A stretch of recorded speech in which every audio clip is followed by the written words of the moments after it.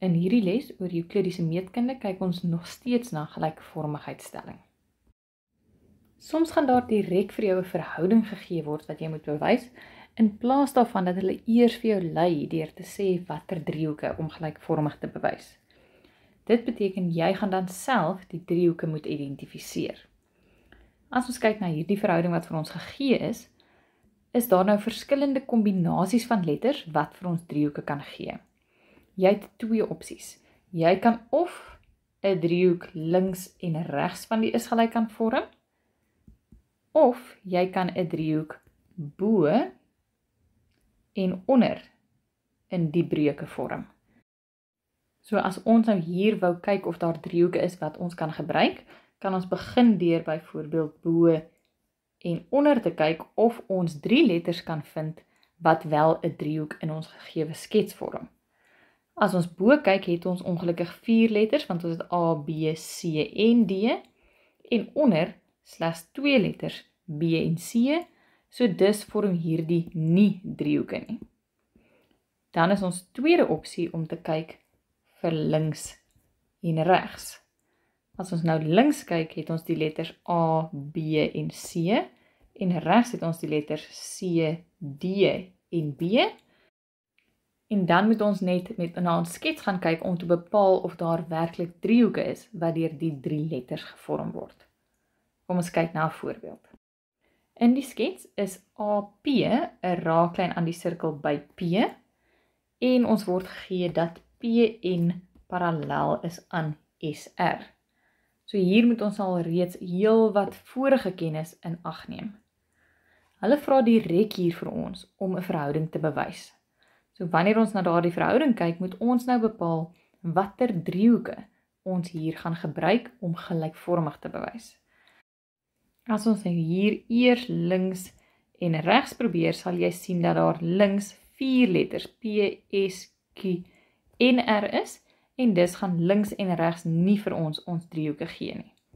Daarom kan ons nou probeer bo en onder. As ons bo kyk, sal ons sien ons kry P, S en T, en onder Q, R en T, en nou moet ons gaan kyk of dit driehoeke op die skets vorm. In ons skets is PST wel 'n driehoek,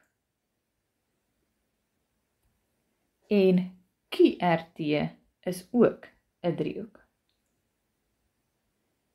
En nou weet ons eers waar om te begin, en dit is deur hierdie 2 driehoeke gelykvormig te bewys, sodat ons hierdie verhoudings daarvan kan aflei.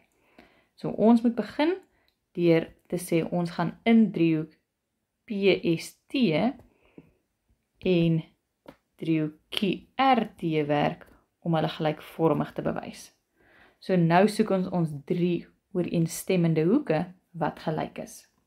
Die eerste hiervan gaan wees hoek T1 en T3. Hoek T1 en hoek T3 is gelyk aan mekaar, want hulle is regoorstaande hoeke.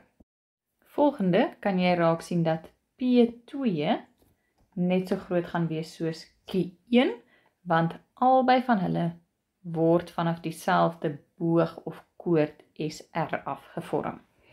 So P2 is net so groot soos Q1 en my rede, hoeke in dieselfde sirkelsegment.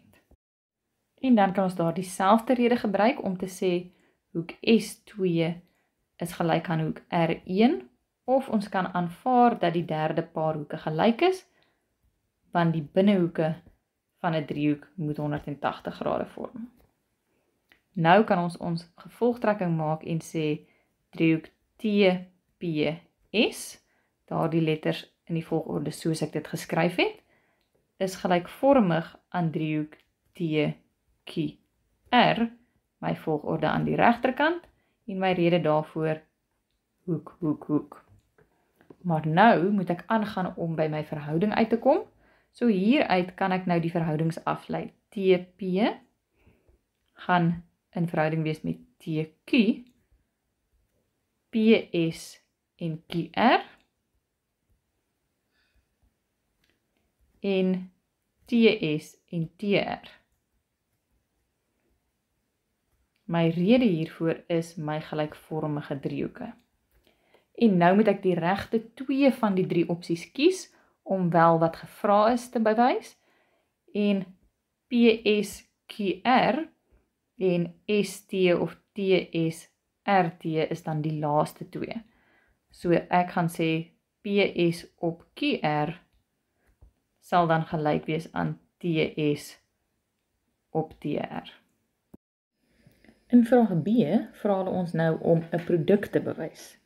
So nou moet ons eers van ons af ons produk agteruitwerk en dink wat was die verhoudings en dan daardie verhoudings gebruik om te bepaal watter driehoeke ons gelykvormig moet bewys. Hier is dit egter baie belangrik dat jy neerskryf dat hierdie slegs beplanning is of wat jy wil bewys. Want anders gaan dit lyk of jy dit wat jy moet bewys as korrek aanvaar. So wanneer ek nou daai opbreek in AP maal AP, weet ek nou dat ek dit nie as waar aanvaar nie, maar net gebruik in my beplanning. En nou gaan ek agteruit werk met my oorkruis maal en die 1 AP aan die regterkant gaan deel en dan die AS wat regs was aan die linkerkant gaan deel. En nou gaan ek hierdie gebruik om te bepaal watter driehoek om te gebruik.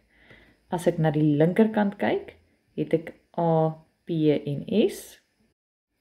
En aan die regterkant het ek A, R en P.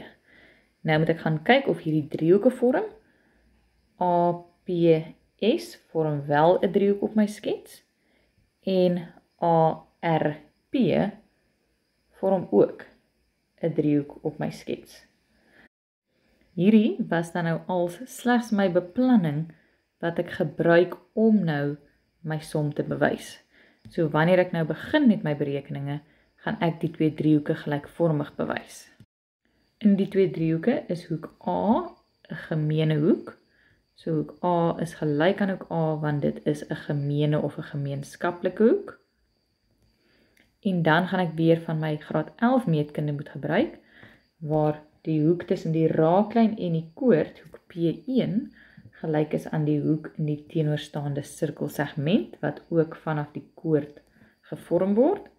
So, in my klein driehoekie is hoek P1 net so groot soos hoek R2, my rede is raaklyn koordstelling, en my derde paar hoeke kan ek dan weer eens aanvaar met my rede binnehoeke van 'n driehoek. Volgende gaan ek nou my gevolgtrekking kan maak dat driehoek APS gelykvormig is aan driehoek ARP met my rede hoek, hoek, hoek. En daarna gaan ek nou weer my verhoudings aflei. So ek gaan begin met die eerste 2 letters, AP en AR, gaan gelyk wees aan die verhouding van die laaste 2 letters, PS en RP, en eerste en laaste is AS op AP, my rede gelykvormige driehoeke. Wanneer ek dan nou teruggaan na my beplanning toe, sal ek sien watter verhoudings ek graag wou hê. En as ek hier gaan kyk, is AP, AS, AR en AP my eerste en my laaste 2 verhoudings. En ek herinner jou dat die verhoudings mos daar nou in enige gevolgorde geskryf kan word. Ek kan ook bo vergelyk met onder, soos in die beplanning. Daarom gaan ek dan nou net werk met AP op AR, my eerste verhouding, en dit gelykstel aan AS op AP, my laaste verhouding, en al wat ek dan moet doen is oorkruis maal om AP kwadraat te kry, en dit gaan gelyk wees aan AS maal met AR, en dan het ek bewys wat gevra is.